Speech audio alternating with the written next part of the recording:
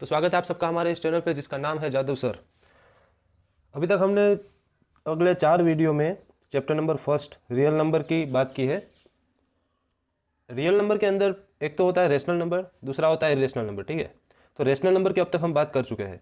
आज हम शुरू करने वाले हैं इरेशनल नंबर, और आज ही के वीडियो में हम ये पूरा इरेशनल नंबर का जो टॉपिक है, जो कि हमारे एग्जाम रिलेटेड जितने भी क्वेश्चन है वो आज हम कवर करने वाले हैं। ठीक है, इरेशनल नंबर के बारे में आप क्या जानते हैं, पहले जरा सा सोचिए।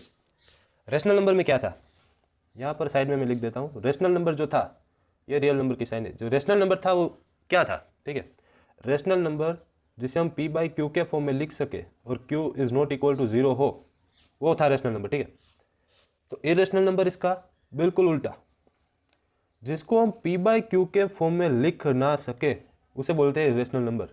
ठीक है, जिसको हम लिख ही ना सके p बाई क्यू के फॉर्म में। अगर 1/2 ये क्या हुआ, रेशनल नंबर। ठीक है, 1/2 को हम 1/2 लिख ही ना सके तो होगा वो इरेशनल नंबर, यानी कि √3, √2, पाई, ये सब क्या है, इरेशनल नंबर। ठीक है, दूसरी एक जो इसकी डेफिनेशन है non terminating and non repeating.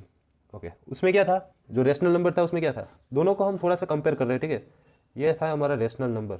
Rational number में क्या था, टर्मिनेटिंग हो तो वो होता रेशनल नंबर। ठीक है, दूसरी एक डेफिनेशन थी उसकी, अगर नॉन टर्मिनेटिंग है तो फिर क्या होना चाहिए, रिपीटिंग होना चाहिए। ठीक है, रिपीट होना चाहिए। ठीक है, नॉन टर्मिनेटिंग है तो रिपीटिंग होना चाहिए, और एल्स टर्मिनेटिंग हो तो भी चलेगा। ठीक है, तो ये था हमारा रेशनल नंबर। तो इरेशनल नंबर क्या है, नॉन टर्मिनेटिंग होगा और नॉन रिपीटिंग होगा। ठीक है, टर्मिनेट भी नहीं होता होगा और रिपीट भी नहीं होता होगा, तो वो है हमारा इरेशनल नंबर।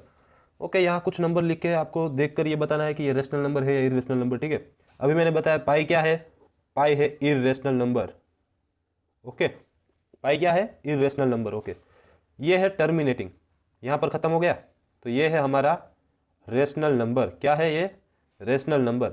ये देखिए आप, ये जितने भी नंबर है 1 4 2 8 5 7, इसके ऊपर बार है। बार का मतलब है ये रिपीट होता होगा। ठीक है, ये जो 6 नंबर है, ये छः नंबर क्या होते होंगे, रिपीट होते होंगे, तो ये तो रिपीटिंग हो गया। ठीक है, तो वो हो गया हमारा रेशनल नंबर, तो ये भी रेशनल नंबर है।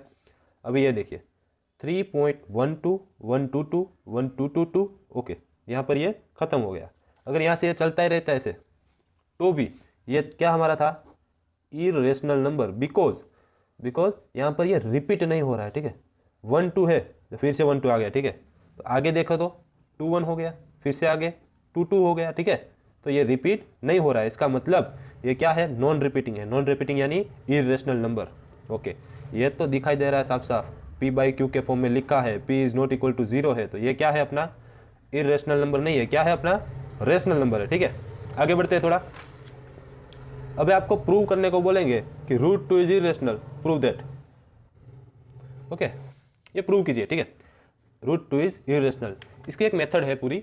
अगर आपको मेथड एक बार याद हो गई, अगर आपने मेथड एक बार समझ ली पूरी, तो फिर इसके अंदर से आपका एक भी मार्क कट नहीं हो रहा होगा। ठीक है, एग्जाम में इससे रिलेटेड एक तो सम आपको देखने को मिलेगा ही मिलेगा।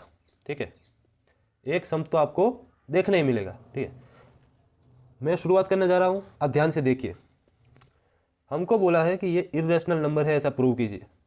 हम इसको एज्यूम कर लेते हैं, let's assume that √2 is rational. Okay, हमको बोला इरेशनल नंबर प्रूव कीजिए, हमने इसको एज्यूम कर लिया ये रेशनल है। ठीक है, रेशनल होगा तो उसकी प्रॉपर्टी क्या होगी, रेशनल होने के लिए इसकी प्रॉपर्टी होनी चाहिए, रेशनल नंबर की इसकी प्रॉपर्टी क्या होगी कि अगर √2 है वो रेशनल है तो इसको हम a बाई बी के फॉर्म में लिख सकेंगे।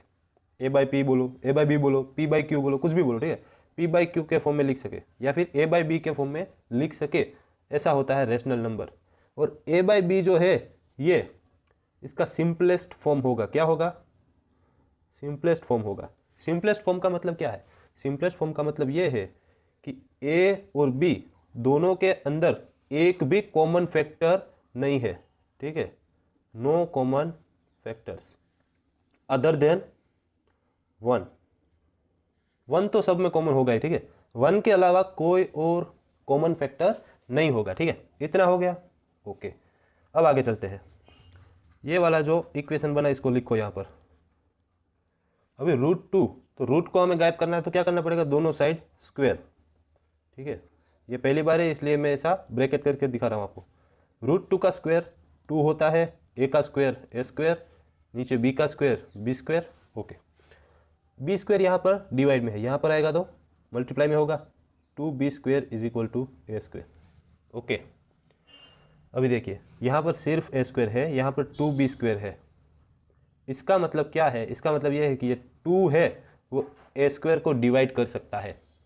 ठीक है, 2 डिवाइड्स a²।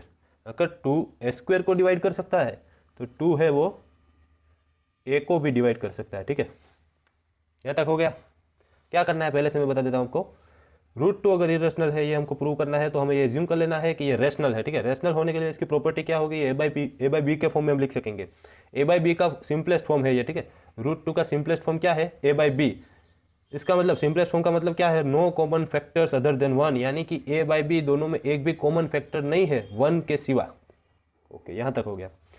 2 डिवाइड है। ठीक है, अभी a = 2c। ये c क्या है, c कोई भी एक अदर इंटीजर है। ठीक है, c क्या है, कोई एक एनी इंटीजर। ओके, अभी थोड़ा सा आगे बढ़ते हैं। a² का मतलब क्या है, 2c², सॉरी 4c²। a² का मतलब क्या है, 4c², क्योंकि यहाँ पर स्क्वायर कर दिया तो क्या हो जाएगा, a² का x² = 4c²। ओके, यहाँ पर क्या था इक्वेशन हमारा, 2b² = a²। Okay, 2b² = a²। a² की वैल्यू क्या है, 4c²। ठीक है, तो 2b² = 4c² हो सकता है कि नहीं हो सकता, हो सकता है भाई, क्योंकि a² की जो जगह थी यहाँ पर उसके अंदर हमने लिख दिया 4c²। ओके, अभी जो कट हो रहा है वो कट कर दो, 2 2 = 4, तो b² = 2c²। ओके, तो यहाँ पर है 2, यहाँ पर है सिर्फ b²। इसका मतलब 2 है वो डिवाइड करता है b² को। ओके, 2 भी डिवाइड करता है और c² भी, लेकिन हमें यहाँ सिर्फ 2 की जरूरत है। ठीक है, तो 2 डिवाइड्स b²। इसका मतलब है 2 divides only b। Okay, b को भी डिवाइड कर सकता है। आगे बढ़ते हैं। अब कुछ दिखाई दे रहा होगा आपको, 2 divides a and 2 divides b। Okay, 2 है वो a को भी डिवाइड कर सकता है और b को भी डिवाइड कर सकता है। इसका मतलब a और b दोनों के अंदर एक कॉमन फैक्टर हमको मिल गया जो कि है 2। ओके, पहले हमने एज्यूम क्या किया था वो देखिए। अभी हमने ये किया था कि अगर √2 रेशनल है तो इसका मतलब इसका सिंपलेस्ट फॉर्म a/b होगा और इसके अंदर कोई भी कॉमन फैक्टर नहीं होंगे, नो कॉमन फैक्टर। ओके, कोई भी कॉमन फैक्टर नहीं होंगे अदर देन 1 के सिवा कोई भी कॉमन फैक्टर नहीं होंगे। लेकिन यहाँ पर हमको 2 एक है वो कॉमन फैक्टर दिखने को मिला। इसका मतलब हमने जो एज्यूम किया था वो इनकरेक्ट है। Our assumption is incorrect. Okay, तो क्या हुआ, हेंस √2 इज इरेशनल। ओके, ठीक है, और assumption इज इनकरेक्ट, तो √2 क्या हो गया, इरेशनल। ओके, यानी कि अगर √2 को इरेशनल, किसी भी नंबर को इरेशनल हमको प्रूव करना है तो हमें अपना assumption राइट लास्ट में इनकरेक्ट प्रूव करना पड़ेगा। ओके, ठीक है, आगे बढ़ते हैं। √2 की जगह पर यहाँ पर है √11। ये क्वेश्चन ज़्यादा बार पूछा गया है एग्जाम में। अभी लोग सोच रहे होंगे कि भाई ये तो पूरी की पूरी वो जो यहाँ पर सिर्फ √2 था, अब तो √11 आ गया है, तो फिर क्या होगा। कोई भी जो सम की जो मेथड है उसमें कोई भी फर्क नहीं है। जैसे हम √2 का करते थे वैसे ही इसका करेंगे। ठीक है, तो let's assume that √11 is rational. Okay, irrational prove करने के लिए हम √11 को रेशनल ही मान लेंगे। ठीक है, तो √11 = a/b होगा, और a/b क्या है √11 का, सिंपलेस्ट फॉर्म। सिंपलेस्ट फॉर्म का मतलब क्या है, फिर से वही जो मेथड में हमने पहला सम किया है उसी मेथड में हम दूसरा सम करेंगे तो अच्छे से याद रह जाएगा। ठीक है, a/b √11 का क्या है, सिंपलेस्ट फॉर्म। सिंपलेस्ट फॉर्म का मतलब क्या होता है, नो कॉमन फैक्टर, वही no common factor other than 1। Okay, 1 के सिवा कोई भी कॉमन फैक्टर नहीं होगा। ठीक है, √11 is equal to A by B, दोनों साइड स्क्वायर कर लिया, ये बन गया 11, ये हो गया A square upon B square. B square यहाँ पर डिवाइड में था, इस तरफ आया तो मल्टीप्लाई में 11 b square is equal to a square. Okay, 11 and b square दोनों ए स्क्वायर को डिवाइड कर सकते हैं। ठीक है, लेकिन यहाँ सिर्फ हम 11 का लेंगे। 11 डिवाइड्स ए स्क्वायर, अगर 11 ए स्क्वायर को डिवाइड कर सकता है तो 11 है वो डिवाइड कर सकता है ए को भी। ओके, यहाँ तक तो हो गया। अब a is equal to 11 C ले लो, A square is equal to 121 C square होता है। ए स्क्वायर की जगह यहाँ पर क्या थी, यहाँ पर। ठीक है, तो 11 b square is equal to 121 C square. Okay, ये कट हो गया 11, यहाँ पर 11 से 121। Okay, b square is equal to 11 c square, तो 11 है वो बी स्क्वायर को भी डिवाइड कर सकता है। 11 डिवाइड्स बी स्क्वायर, इसका मतलब है जो 11 है वो डिवाइड कर सकता है बी। ओके, तो 11 ने ए को भी डिवाइड किया, 11 ने बी को भी डिवाइड किया, इसका मतलब है 11 जो है वो कॉमन फैक्टर है ए एंड बी दोनों के अंदर। ठीक है, लेकिन हमने एज्यूम क्या किया था, अगर 11 रेशनल नंबर है तो ए और बी दोनों में एक भी कॉमन फैक्टर नहीं होगा। यहाँ पर हमें कॉमन फैक्टर मिल गया, इसका मतलब हमारा एजम्पशन है वो क्या हो गया, हेंस प्रूव्ड। क्या प्रूव हो गया है कि √11 है वो क्या है, इरेशनल। √11 is irrational. ओके, यह हो गया अपना पूरा सम। लेकिन अगर एग्जाम में हमें पूछा जाए ऐसे टाइप के क्वेश्चन, तो ये तो हमें इससे भी कहीं ज़्यादा सस्ता पड़ सकता है। ठीक है, क्यों? क्योंकि ये जो सम है इसके अंदर हमें ये √5 अकेले को सिर्फ इरेशनल प्रूव नहीं करना है, ये पूरा का पूरा जो टर्म है उसको इरेशनल प्रूव करना है। तो हम पहले ये एज्यूम कर लेंगे, let's assume that 2 - 3√5 is rational. Okay, इसका मतलब क्या होगा, 2 - 3√5 is equal to A by B. A और बी दोनों के अंदर कोई कॉमन फैक्टर नहीं है, वो भी हमें साइड में लिखना है, लेकिन यहाँ पर मैं नहीं लिख रहा हूँ। ठीक है, तो अभी क्या होगा, ये 2 यहाँ पर माइनस में था, सॉरी 2 तो प्लस में ही है। ठीक है, ये माइनस में था। ओके, तो ये उस तरफ जाएगा, ए और बी दोनों को इस तरफ ले लो। 3√5 is equal to 2 - a by b. Okay, यहाँ तक हो गया। तो √5 इज इक्वल टू क्या होगा, ये b का एलसीएम ले लो, 2b - a।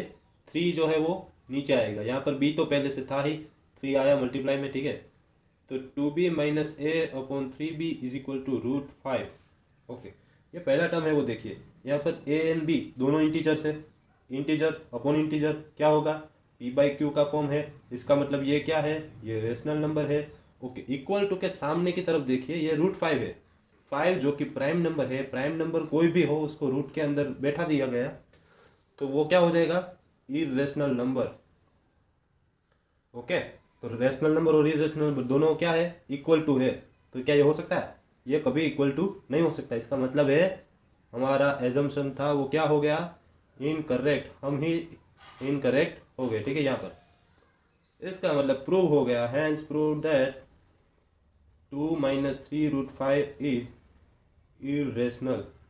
ओके, इससे आगे बढ़ते हैं। ये आपके इस चैप्टर के लास्ट 2 क्वेश्चन है। इसके बाद का जो वीडियो होगा उसके अंदर हम पूरे के पूरे चैप्टर के जो आईएमपी क्वेश्चन है वो सिर्फ यहाँ पर आपको दिखा देंगे। ठीक है, वो तो आपको अपने होमवर्क में ही सोल्व करना है। ठीक है, थोड़ी थोड़ी हिंट दे देंगे ताकि आपको थोड़ी सी मदद हो जाए। ठीक है, अभी आपको प्रूव करना है 3√7 इज इरेशनल। तो 3√7 को इरेशनल प्रूव करने के लिए हम क्या करेंगे, 3√7 इज रेशनल। ये हमने क्या कर लिया, एज्यूम कर लिया। ठीक है, 3√7 is rational. 3√7 is equal to A by B होगा। Okay, √7 is equal to A by 3b होगा। क्यों भाई, क्योंकि ये 3 क्या था मल्टीप्लाई में, यहाँ पर आएगा तो डिवाइड में। ठीक है, ये हो गया p/q का फॉर्म, क्योंकि a एंड b दोनों इंटीजर्स है, इंटीजर अपॉन इंटीजर। ओके, ये हो गया p/q का फॉर्म, इसका मतलब ये है अपना रेशनल नंबर। ओके, तो √7 क्या है, √7 तो इरेशनल ही है। ओके, तो रेशनल और इरेशनल दोनों आमने सामने इक्वल टू में तो कभी नहीं हो सकता, इसका मतलब हमारा एजम्पशन है वो क्या हो गया, इनकरेक्ट हो गया। तो हैंस 3√7 इज इरेशनल। ओके, अभी और आगे बढ़ते हुए ये है अच्छा वाला क्वेश्चन कि √2 + √3 इज इरेशनल। ओके, तो इस क्वेश्चन को हम लेकर आ गए हैं दूसरे पेज पर, ठीक है, क्योंकि बहुत अच्छा क्वेश्चन है, आपको पूछा भी जा सकता है। √2 + √3 इज इरेशनल, इसको हम एज्यूम कर लेंगे कि ये क्या है, रेशनल है। ठीक है, ये क्या है, रेशनल है। इतना एज्यूम करने के बाद आपको पता चलेगा कि √2 + √3 का सिंपलेस्ट फॉर्म होता है a/b। ओके, अभी √3 को इस तरफ रहने दो, किसी को भी इस तरफ रख सकते हैं, ठीक है, √2 को रखो तो भी कोई बात नहीं है, लेकिन हम √3 को रखेंगे -√2।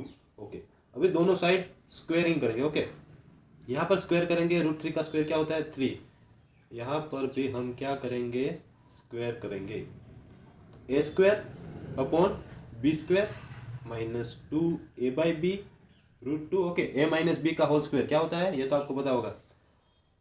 ओके, +2।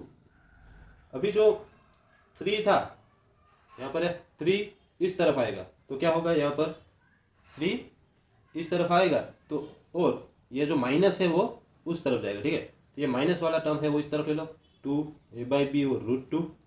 ओके, यहाँ पर सब पॉजिटिव रह गया। अभी 3 यहाँ पर माइनस होगा तो +2 - 3 कितना होता है, -1। ओके, ये हो गया -1। ओके, √2 को सिर्फ यहाँ पर रखो।